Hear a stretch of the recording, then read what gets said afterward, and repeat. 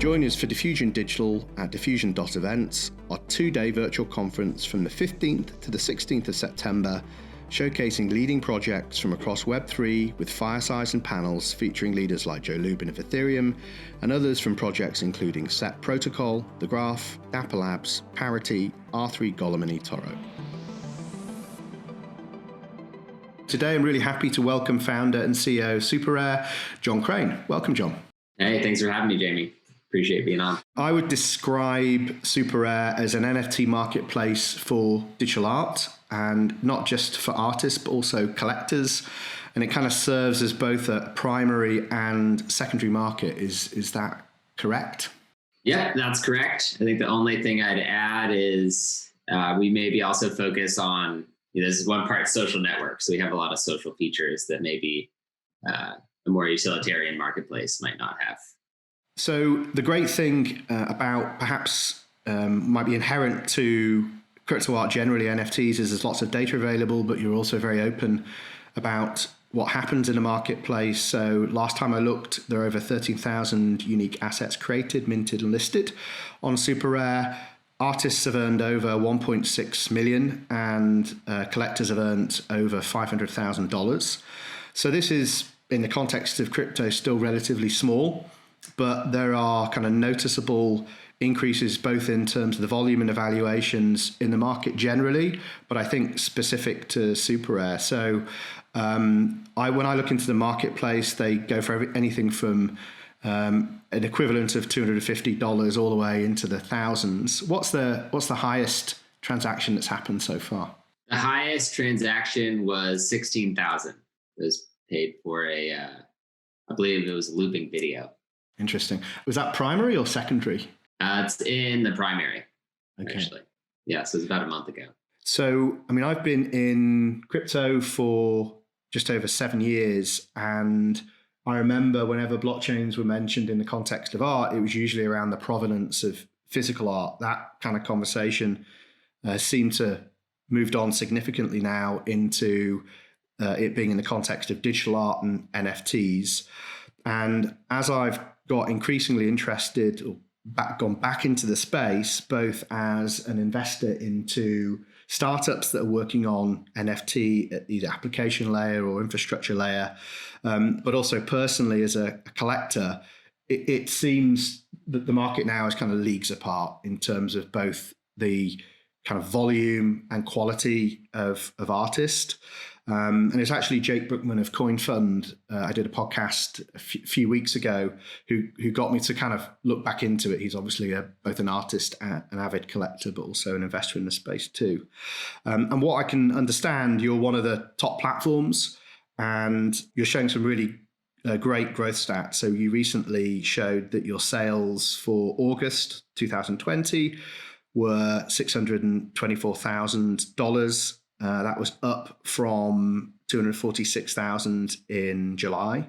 So it feels like something big is happening on the platform. So congratulations for that momentum. But as I've been kind of looking at the space and trying to form a thesis, it kind of feels like crypto art, especially in the context of a bull run in the wider market, could kind of be the Lambo of this aspiring new crypto wealth, which always felt slightly at odds with, this very technical geekish community, whilst NFTs with kind of crypto art definitely feels more up that street. And so it feels obvious that as more crypto wealth is generated, it's going to move into crypto art that is kind of self-referential to the space. But it's going to be interesting to get your view on whether NFTs are going to kind of break out from that niche into mainstream and into wider digital art.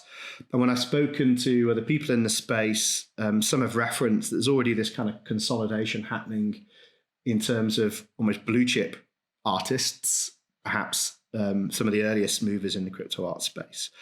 But it seems to be extending beyond creators in both the Ethereum and Bitcoin community and into digital artists that are working either with AI, generative art, also gaming engines and film, which is really exciting. And also this convergence with VR, AR, and gaming, which you might call Metaverse. And I know you've been doing some really interesting things in VR, so we're going to touch upon that a little bit later. So to just quickly contextualize you as a founder, I'll do my best to summarize your origins. Please feel free to chip in. From an education perspective, you went to San Diego State University and you actually studied computational science. It says you completed your first semester, so hopefully that means you dropped out. Yeah, so that was actually a master's program, which I did drop out of. I completed an undergrad in San Francisco, actually studying civil engineering and architecture. Ah, interesting. Okay, I missed that one. And perhaps that then feeds into the first role where you describe yourself as a creative technologist working at something called MRY, which was working in web and mobile development. And it looked like there was a spin out called MRY Coffee App. Was that your kind of first startup?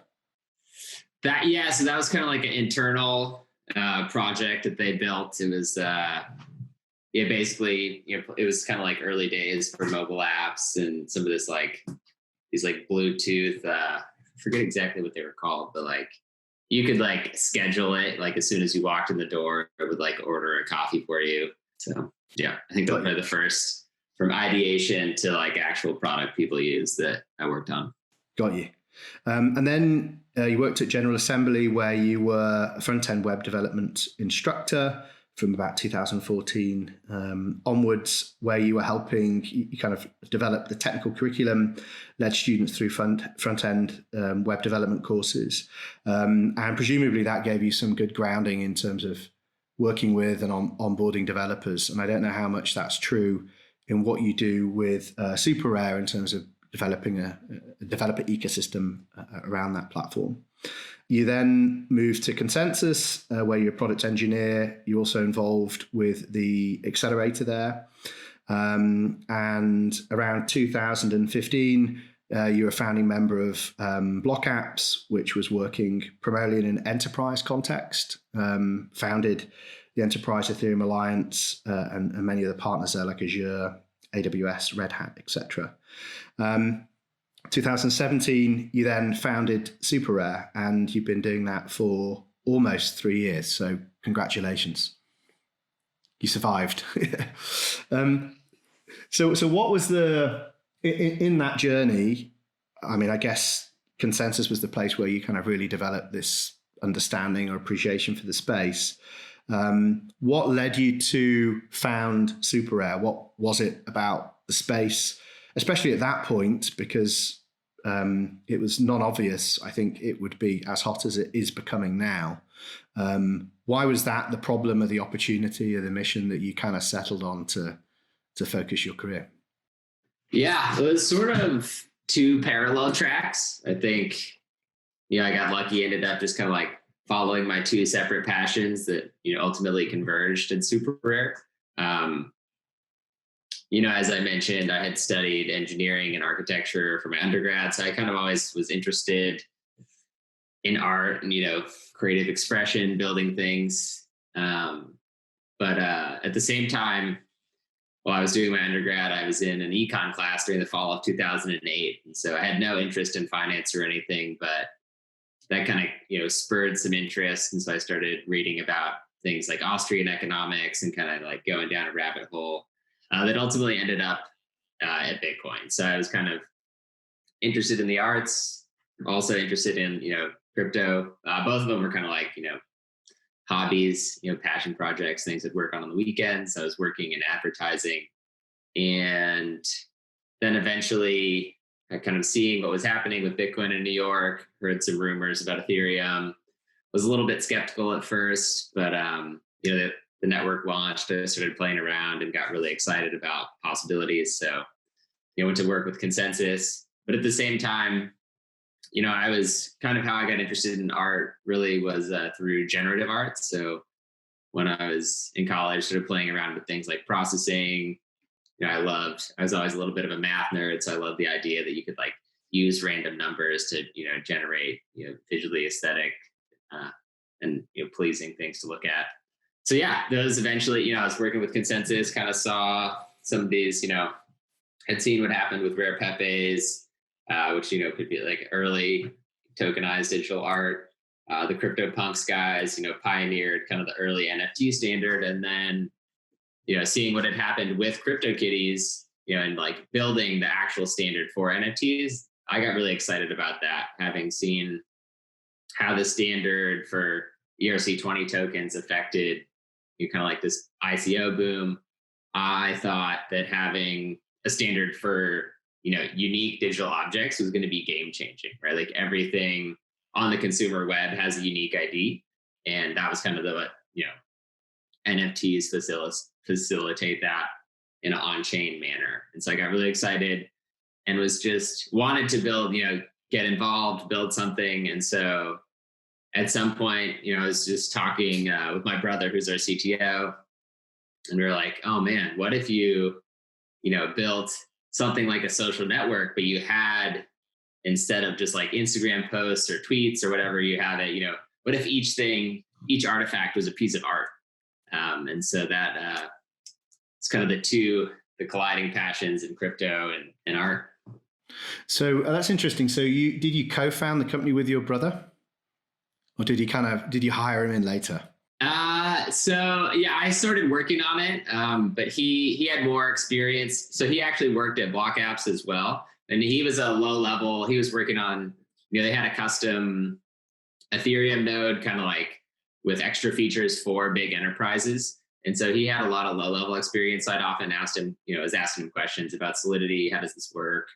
And so he was kind of advising me, I'd say. And then eventually he decided to join full time. But yeah, there's 3 co-founders. It's myself, my brother, and then actually Jonathan Perkins, who's my cousin. So. Oh, wow. Okay. So you're really keeping it in the family. And how does that work? I mean, I'm sure it has its pros and its cons, right? I mean, I guess you can go outside and have a physical bust up and go back into the office, and that's perfectly acceptable. Yeah, exactly. It makes the conflict pretty easy because we've been doing it for decades. So yeah. Is it younger brother or older brother? He is my younger brother. Okay, interesting. My assumption was, again, looking at your background and at first glance, or at least my exposure to the space, has been that crypto art seemed to be primarily coming out of the Ethereum community. At the same time, you do see a lot of work referencing Bitcoin. Do you think that from a community perspective, is that polarized, or is that actually when it comes to crypto art, the kind of put down the arms, it's less tribal between those two communities? Yeah, I think with regard to art, it's a little bit less tribal. People still love to, joke and poke at the other projects, but I think people they're often excited to see other people who see the vision for, how powerful on-chain art can be. And so, there's people who, Counterparty was a pioneer. So a lot of folks who had done experiments with Counterparty, that was kind of my first, foray into the space and understanding about it as like counterparty assets. And so, they're a little bit tribal, but I'd say overall less tribal. They're kind of just excited, that it's happening and growing. I think that's pretty exciting for everybody. Yeah, and I guess in a bull run, there's even less reason to be tribal, right? So one of the things that I've been trying to wrap my head around is when you look at Superrare in the context of the kind of wider NFT digital art ecosystem, what is the function of Superrare? And if you kind of look at that ecosystem of participants, what's the same and what's different to the traditional art market or, the traditional digital art market? Yeah, so I'd say that the function of Superrare has kind of continued to evolve as the space has evolved. So when we first launched, we launched a minting tool and then also a marketplace tool. So you had primary and secondary marketplace capabilities and the minting tool. I think we were one of the first places where you could mint an NFT. So we launched that April 2018.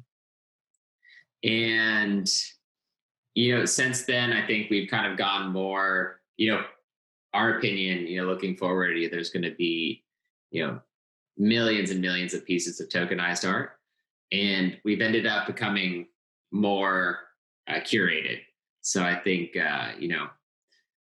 now there's tons of options for places you can go mint. And so one of the things we're doing is trying to be an interface for people from more traditional art backgrounds. So we recently launched an editorial, which is kind of open to, there's opinion pieces, there's artist studio tours, write-ups on the exhibition work that we're doing.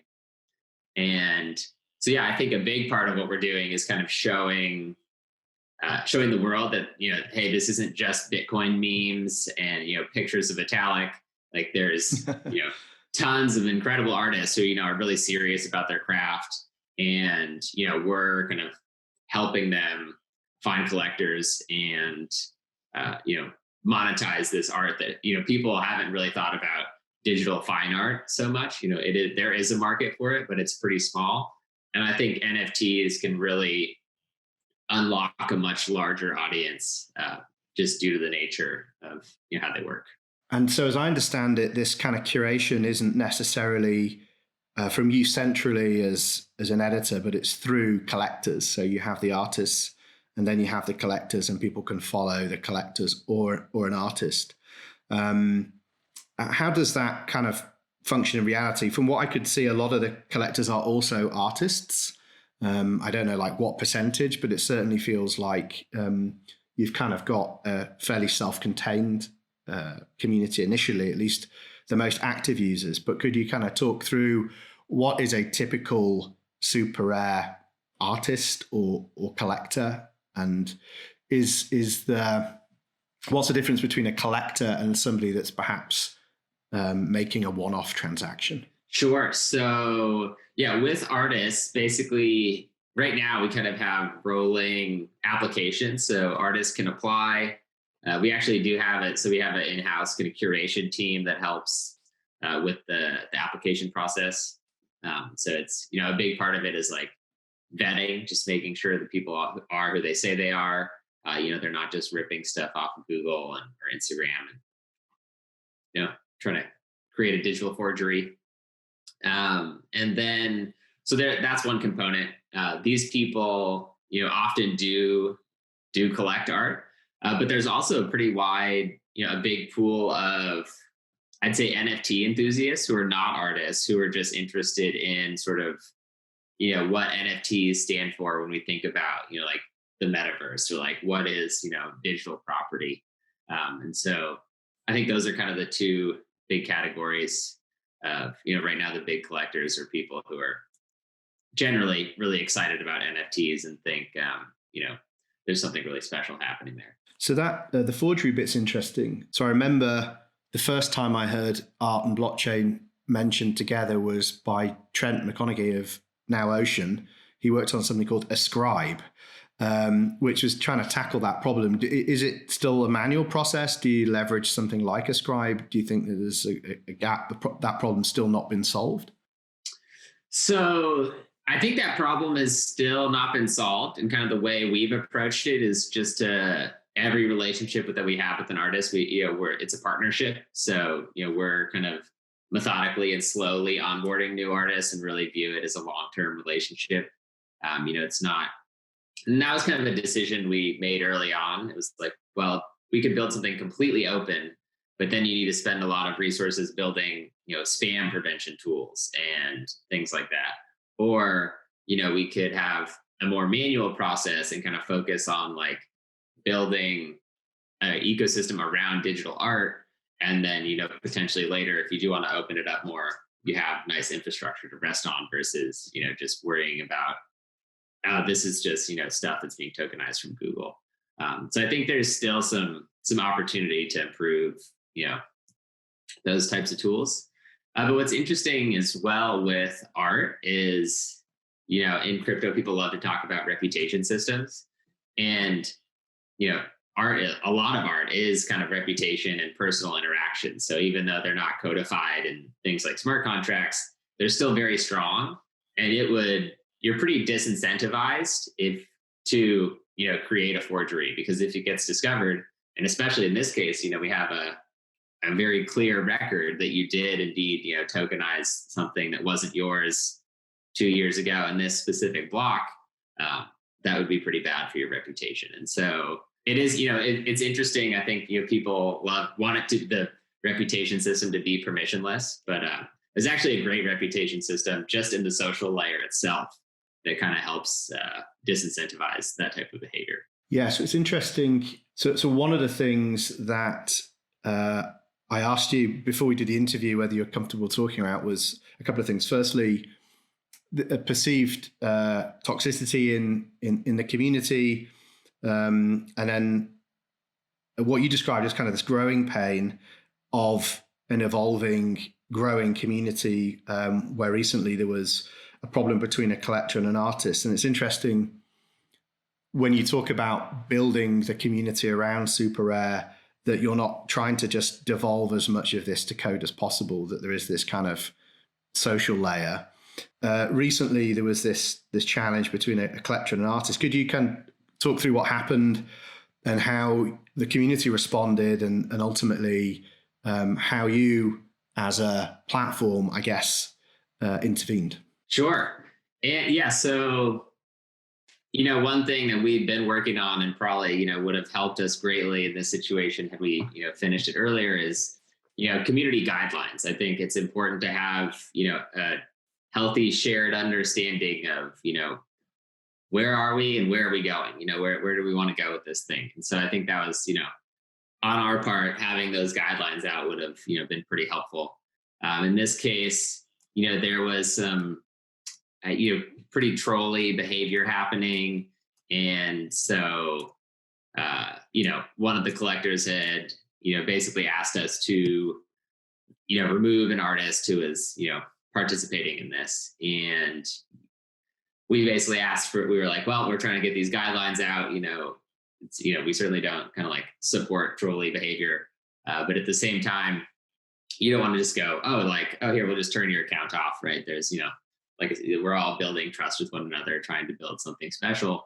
And so, yeah, I think it was just, people growing and changing, the community's evolving. And so inevitably, there's going to be conflict, and you need a way to, resolve it in a healthy manner. And so I think we're still, it's a reasonably young project. And so we're kind of building that infrastructure to help deal with these types of situations. In crypto, there can be some pretty toxic, negative attitudes.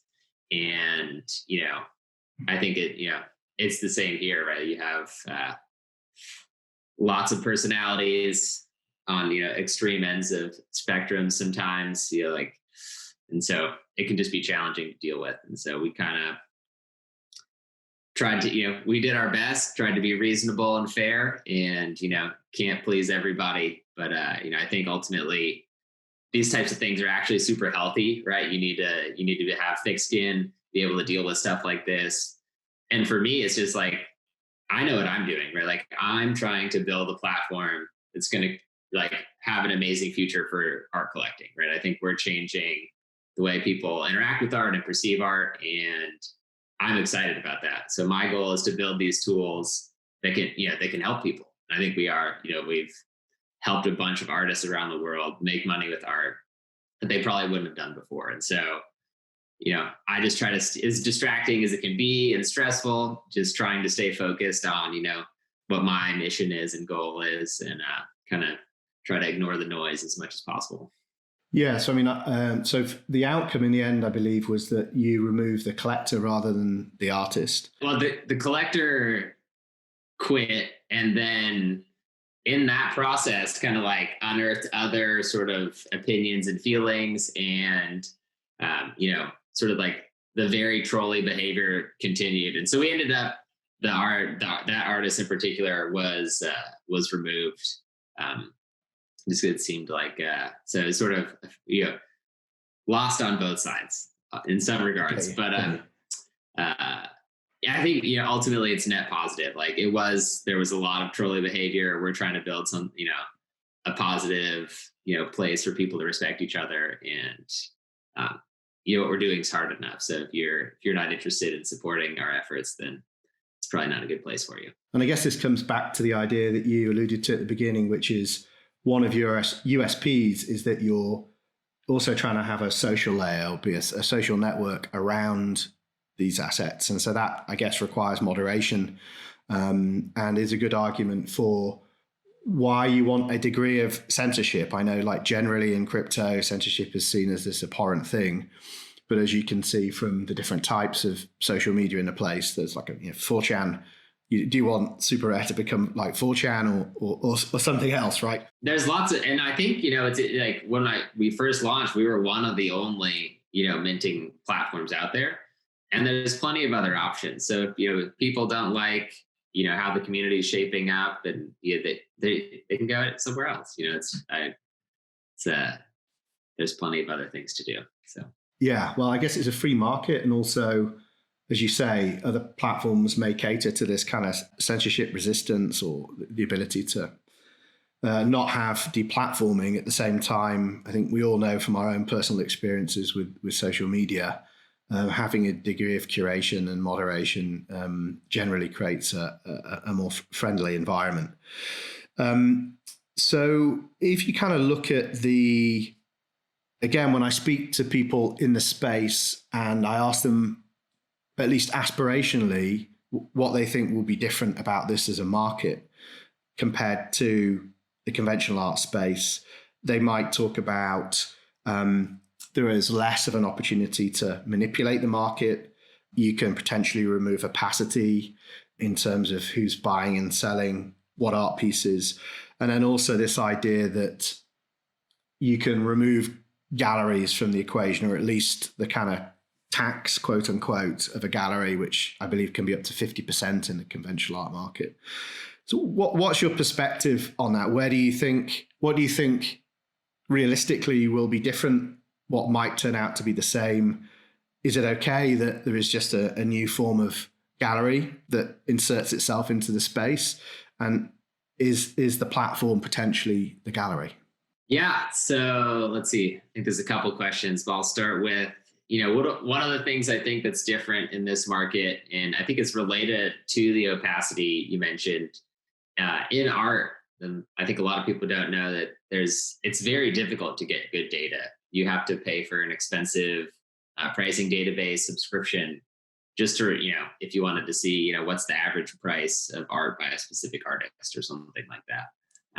And one of the beautiful things about NFTs is we're creating a free open data set. And, there's going to be some level of noise and spam in the data, but you're free to analyze the data and kind of filter out what you deem irrelevant. And, this is important information. So I think that's one thing, right, as well. Yeah, happening in real time. And I think that's, it's not very exciting and sexy, talking about having good, clean data, but it's actually super important, I think, for healthy markets. And so I think that's one thing people don't often think about when thinking about this. And I think a result of having that data is that you're going to have more participants in the market. I think art and art collecting is, it's a very fun social activity. Collecting is, very human. And I think the way the current contemporary art market's structured, it kind of keeps a lot of folks out of it. So there's plenty of people who would be interested in joining, but there's a high enough level of friction that they decide it's not for them. And I think that actually there's a much greater number of people who would enjoy art collecting and who are already starting to collect art. We've seen it on our platform, people who have said, I was always kind of interested in art collecting, but I didn't see a good place to get started. I didn't want to go to a gallery, they often, not all galleries are the same, but sometimes they can be it's a little bit who are you? Do you know anything about art? Did you study art history? And so I think kind of lowering those barriers, which is exciting because you have more people around the world getting excited about and involved in art. So galleries, I think, 50% is, obviously an extremely high fee. Do I think the galleries are going to go away? I think there's a really interesting component of art kind of is the storytelling. And I don't know that everybody wants to some people, I think, it's a whole spectrum of like art creation, and there's art storytelling, there's art appreciation of the storytelling. So it's this sort of intricate web of social interactions. And so it's, I don't think galleries and curators are like banks where they're just like charging overdraft fees. They're exhibiting the work, so making people think about it differently. And so they do add value to the situation. They're not just this tax collector on the road.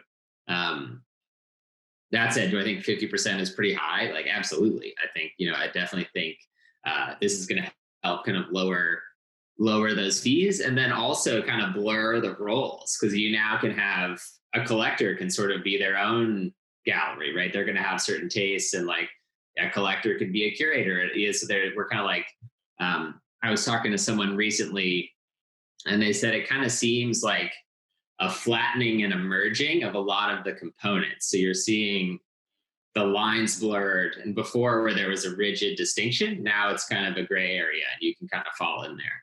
And so I think that's pretty exciting, because it opens up, somebody could be a collector, but maybe they also like to tell stories about art, and, they could go sell it if they chose to. So I think we're seeing the roles change. I don't think it's going to go away. Like for me, I love reading about, if a curator does a studio tour and I learn about an artist's process, then I go appreciate the work in a completely different way. And if I'd never heard that story, I wouldn't know a lot of those things. And so I think it's just changing, but I don't think they're going to go away. And presumably, as you say, that storytelling or giving context to a piece of art, a collection, an artist adds a premium. I guess the difference now is that you will be able to see that premium, like the marginal premium that's been added or not. And presumably, if somebody is actually not adding a premium to the asset, then they won't be able to, participate in the way that they might have previously. So both in terms of Superrare, but then also maybe owning art generally, have you considered a DAO? And in terms of evolving from what you are now towards one, and the kind of community governance that might come with that, do you think that DAOs will have a role to play in the ownership of art, kind of the fractional ownership of art? Yes. So yeah, we talked pretty extensively about, what a governance token could look like. I think, like you mentioned, and we talked about, we're doing a lot of the curation for who has access to Superrare right now. It's, very challenging. It's certainly not fun to tell people no. Get lots of, fuck you emails, or I guess maybe I shouldn't curse, but you can swear away. All right. All right. Yeah. So, that's very challenging. And I think a huge opportunity, it's amazing that the kind of the community that's grown around Superrare is pretty passionate about, this decision-making process. And so, I think absolutely at some point we're going to have something that's more kind of community owned and community governed. And so, I think one of the dreams of crypto is that, people who are participants in the network actually own the network, right? That's, I think a big part of why we're all here. And I think there's a huge opportunity to do that. And so we just, our goal is to be pretty thoughtful about it. Kind of, we don't want to rush it, but I think it's, it's an exciting area to experiment in, right? It's, it's something like an art collective, but it's also a social network and a marketplace. And then again, it's this kind of blurring of the roles. And I think, there's something really interesting and special to be built there. Are you aware of any cartels or DAOs that are focused on acquiring and owning NFTs and art like there are for, say, gaming? So there's definitely rumors about these being built and people doing that, which I think, like you mentioned, the fractionalization. I think it's great to have. There's a lot of folks who are interested, but maybe don't have the time to do what they consider due diligence to go spend money on art. And so I think, I think it's going to be great for artists to have kind of more capital coming into the system, supporting the creation of more art, supporting more people. So yeah, I think, probably over the next year, we're going to see a lot more of that just from what I've heard hanging out in Discord channels and stuff, there seems to be a lot of interest in it. So if we try to then understand the market as it is, or the asset kind of from a financial perspective, as I said, I've seen kind of lots of new types of artists entering, whether that's AI generative art, a lot of people building stuff using Unity and other gaming engines, and then even some music or scores being added to pieces now. How do you see the asset or the media evolving in terms of what's being listed now on Superrare? Yeah, so I think, what's interesting is it can be more of an experience. Like you mentioned, if you have a looping video with sound or an audio component to the piece of art, that's going to be totally different than if you didn't have the audio component. And I think we're kind of in early days experimenting, with what does this look like? But I think it's going to be more and more experiential. And I think another thing that's pretty interesting is, the experience could also be, like depending on where you are and what you have, you might experience the art in a different way. So for example, on the website, you might just see a video clip of a piece of art. But then if, say it's something that has a lighting component and an audio component and a video component, like if you had the right equipment, you could, sort of immerse yourself in a more detailed, in different fashion. And so I think that's an interesting thing. If you go to the Tate Modern and you look at a Rothko, that's going to be a pretty different experience than if you're just browsing Rothkos on Google Images. And I think, we're seeing more and more of this as, we have people building VR sculpture. And so on Superrare, it looks one way, but then in kind of the immersive Unity experience, you can appreciate it in a completely different fashion. And so I think we're just going to see more and more detailed kind of experiential media that, people is considered art. Yeah, and I'm going to talk about that a little bit later in terms of how NFTs could become more experiential, either in a virtual context or a physical context. But it's really interesting. Have you already seen groups, collectives, or studios work together? So somebody that could do audio, somebody that could do an animation, as you say, maybe somebody that works in lighting in a film context. Have you seen collaborations between different artists with different skills to create a single piece yet? Yeah, absolutely. So early on, artists we were talking to would, might be more traditional. So, perhaps like pencil and paper or, oil and canvas. And so they would partner with people who are kind of, better at animation or like mixed media, multimedia. And so sort of since day one, we've kind of seen some of this collaboration and teamwork around this. And I think, yeah, we're just continuing to see that, for example, with the Atlantis VR exhibition, that was a collaborative effort to, kind of put together the world, a bunch of different artists who put together different sculptures. So yeah, I think, we're just going to see more and more collaboration because it's kind of required to build these bigger experiences.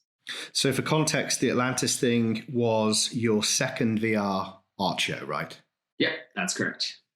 Before we go into some of the detail around understanding NFTs as an asset and like a financial asset, could you first explain to me trash art? Because this is a meme that I've been trying to get my head around for the last week, and I can't really understand its origins. And it seems to be there's now trash art meme has merged with some pill meme, and it's like the memetics in the crypto art community are just off the wall. Yeah, absolutely. I know. I wish I had more time to spend on my meme creation. I'm often just trying to build Superrare features. But so yeah, I think the origins of trash art, we, as I mentioned, we kind of view each relationship that we have with an artist as a partnership.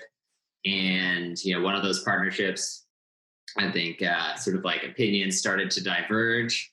And so we had an artist who was, in there, they would say they were minting pieces of conceptual art, which were basically just things they had found on Google that were in the public domain and then tokenizing them, which, we were like, this is not the ethos of Superrare. We're trying to, tell people about digital art.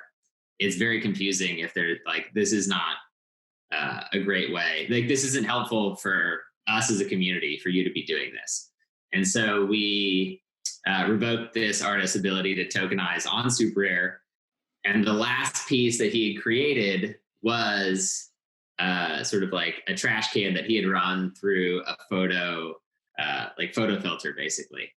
And so that was the origin of trash art, in that, there's people love to yell about, the sort of like fair use and the right that, people should be able to do whatever they want. And I think people should. There's plenty of places where you can do whatever you want. For us trying to build this ecosystem around digital art, it's not extremely helpful to have, to be asking questions about like, well, what is fair use? And is this pushing the boundaries? And so that's kind of the origin story of trash art. So yeah, it's turned out to be a great platform. People are standing on it, yelling about, rights and things. And now people have kind of created, I mean, it's a whole meme, right? Trash art meme. There's people producing versions of his version, which is awesome. It was slightly confusing to me looking from the outside, but now I know what's going on. And I guess I need to quickly hurry and try and buy that original one of his, right? Because that sounds like the thing that starts memes, presumably is going to have value at some point. So in terms of the kind of NFTs as a financial asset, do you see correlation to the price of what's happening on a platform like yours versus what's going on in the wider market? As I said at the top end of the podcast, people I've spoken to have said that a lot of the very early crypto artists that were kind of very referential to crypto itself have almost become emerging as blue chip artists. Some have said, well, it's not because they're a great artist, it's just because they were the first or the most referential. Are you seeing that happen? Is kind of more capital or more of a premium being associated to the early movers, or do you think that there's other dimensions at play? I think there's a lot of dimensions, but I definitely think that there's an element of, well, these people were here around, they were at least either part of or around the time of kind of the origin of just the movement around crypto art. And so, yeah, absolutely. I think there's a higher premium. A lot of those artists I think are amazing artists, but also we're making art history. And so I think, it makes absolute sense. Some of the early impressionists, are they the best impressionists? Yeah. People have different opinions there, but they were the first ones. So that makes it exciting. Yeah, really interesting. And again, I've been trying to snap up a few of these before I start talking about them on podcast or Twitter, by the way. So that's why I'm not mentioning any names yet. Tried to use that information asymmetry to my benefit. So if we kind of now go into the infrastructure, both kind of digital and physical infrastructure that will enable this stuff to mainstream. Obviously, the big question is around gas prices because of the nature of or the dominance of Ethereum related to NFTs. How are you handling that? Obviously, there's things like Fuse from Dapper Labs now, which is looking to try to create a protocol specific to NFTs. How are you navigating that dependency upon Ethereum? Are you considering other protocols, or are you kind of philosophically wedded to Ethereum and waiting for Ethereum 2.0? Yeah, I'd say not really, philosophically wedded to any particular protocol. So we've been looking at layer 2 for Ethereum pretty heavily. So, like the roll-up technology, there's, platforms like Matic and some of these other kind of like layer 2 scaling solutions. Near recently announced their Rainbow Bridge. We have like Polkadot kind of coming online with these, sort of like application specific chains, which are, kind of like side chains. There's a lot of options. I think none are like really amazing. They all come with, technical challenges, and it's a pretty heavy, engineering investment to get them to work. And then I think you also have UX challenges, just based on the nature of these solutions. I think, one of the great things about just using Ethereum is you're like, well, everyone's already familiar with the token. People have MetaMask. Like the moment you add a layer 2, you're adding more complexity. I often think more complexity just means it's worse. There's just a lot of trade-offs. And so that's kind of like, I guess, so maybe philosophically, I just think simple is better. And so not having to deal with something else is nice. But at the same time, if the gas fees, continue increasing at this pace, no one will be able to do anything except for, people farming sushi or whatever they're doing. We're pretty actively researching everything. Actually just opened up a scaling channel in our Discord today because I think that there's a lot of interest in, so we'll be sharing kind of our findings. It's a tough situation to be in because I think there's no, silver bullet, no magic solution.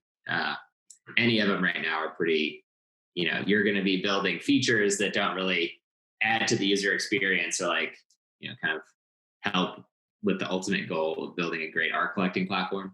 So at the moment you can only purchase by using MetaMask, which for those that don't know is a browser which effectively lets you purchase NFTs with Ethereum or kind of move in and out of various crypto assets, versus say Nifty Gateway, who, as far as I can understand, only allow fiat payments. I think you might be able to do it through the Gemini wallet because they were recently acquired by Gemini. But is that a deliberate decision? Is it, again, just a way to try to reduce complexity whilst the community is still quite, crypto for crypto's sake? And at what point might you consider on an off-ramps to allow for people to pay with fiat?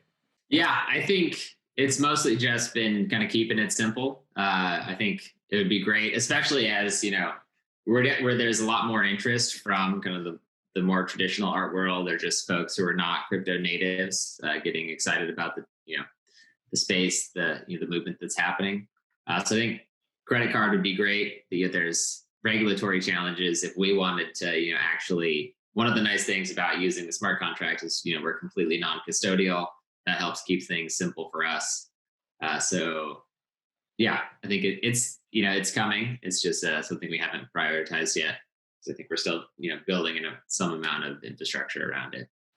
Yeah, I mean, I guess it's interesting because, of course, when we're thinking about an NFT, the SEC could maybe, possibly, who knows, consider it as a the same as any crypto, and therefore custody is a regulated activity. You need an e-money license and everything else. And I guess because you're in the US, you kind of have that regulatory overhang, which perhaps people outside of the US don't have. Have you ever considered, well, firstly, are you registered in the US? Have you ever considered operating out of another jurisdiction to make that easier? Is for now you're kind of just deferring to this going through MetaMask, and that kind of keeps you out of trouble? Yeah, so we're registered in the US. Haven't spent too much time heavily thinking about other jurisdictions. So yeah, it's just been, it's simple if we're non-custodial. But I think it would be nice, there's plenty of people who don't want to, they'd love to swipe a credit card and have something happen behind the scenes. Not terribly technically difficult to build, much more difficult from a regulatory perspective than anything else. We'd love to have a good solution there. So to circle back to this idea of the kind of physical infrastructure or spaces where you could experience this multimedia form of NFT, be it a physical gallery or compared to a virtual space. I spoke recently with Mokta, the Museum of Contemporary Digital Art, and I know that they have a virtual space in Somnium, which is a VR blockchain environment, but they've also been exploring having a physical space to kind of showcase the experiential nature of NFTs. Yeah, how much of this is on your roadmap now, given everything that's going on with COVID? Yeah, so we're big believers in the physical space. A lot of our first exhibitions, we had framed a bunch of iPads, and so we're hanging out at DevCon, telling people about digital art. So I think there's a big opportunity there, but also the kind of like the in-home digital experience is also, kind of lacking at this moment. So we're working on just the UX around like, what is it, how do people want to enjoy art in their home? But then also I think there's super interesting stuff happening with these more immersive digital art experiences all over. There's the art and tech house in New York. I think there's a Japanese art collective, or maybe they're global, but I think they're based in Japan, called Team Lab, that does incredible work. And so I think we're just for one thing, the technology is getting a lot cheaper. It's getting cheaper and cheaper to do incredible projection mappings. And so I think there's interesting things happening with public art. And what's cool about that is you can do it on a scale you just can't. If you had a 200 by 200 foot painting, it'd be very challenging. You got to move it around, set it up, versus if you have, projection mapping capabilities all over the world, you could stream the same piece of art. You could have a global art show. Everybody's kind of experiencing something similar. And so I think we're just getting started. Like, the technology is getting a lot cheaper. It's getting better. And I think we're going to see more of that happening. So to kind of maybe end on the big vision, how do you understand the role of NFTs in the context of the metaverse? Do you kind of subscribe to the metaverse as a direction, or do you kind of see it going in a different way? So I think digital art is going to be an enormous market. I think we're seeing a complete, there's a revolution happening, and that's really exciting, kind of just around digital art in general. So even metaverse aside, we're seeing there's lots, happening in crypto. There's lots happening outside of crypto and traditional art. So that's happening. And then on the other hand, I do think there's amazing stuff happening with the metaverse. I think NFTs are a foundational component of this. People are working on standards, they're getting better. And so I think art's going to be something that kind of bridges the metaverse and, this, like the physical world. Maybe it'd be like Metaverse Light if you were just displaying a piece of art in real life. But I think, we're seeing the early stages of this. My opinion, it's going to be like, there's going to be millions of metaverses, all connected. People are still figuring out how that works. I think there's a ton of standards work that needs to happen. It's, how simple is the ERC20 standard compared with, what we're going to need standards wise for a metaverse to function. So I think, we probably have 5 years, I don't know, maybe even 10 of standards writing, just that it's going to happen. But eventually we're going to end up in a place where stuff is actually interoperable and you can kind of travel between these virtual worlds, which will be very exciting. Well, at this opportunity, I have to do a shameless plug because they'll never forgive me if I don't do it. But Crucible is a project in our portfolio that is trying to work on this trust layer, identity layer, and portability of NFTs. So there you go. Ryan can make sure I got that in. The final bit is we do something called Twitter Asks. So I kind of put out on Twitter a few things. No tricky questions. You'll be glad to hear. Actually, the first one I'll ask is kind of linked to the final point around the metaverse. So at Prob said, do you think everyone should have a VR set? And what is the minimum entry level for virtual galleries?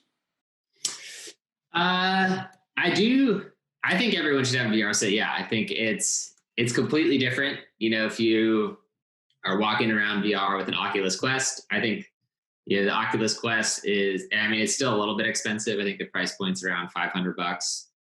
So that might not be feasible for everybody, but if you can afford it, I highly recommend getting a Quest. It's totally game changing, not having all the wires connected. So I think that's a good place to get started. You can do a lot of fun things with an Oculus Quest.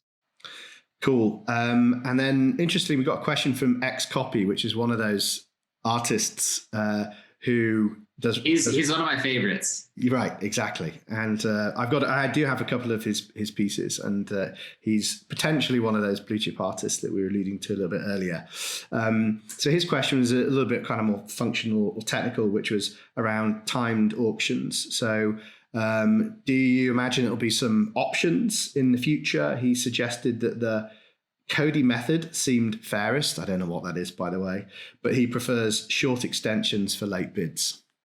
Interesting.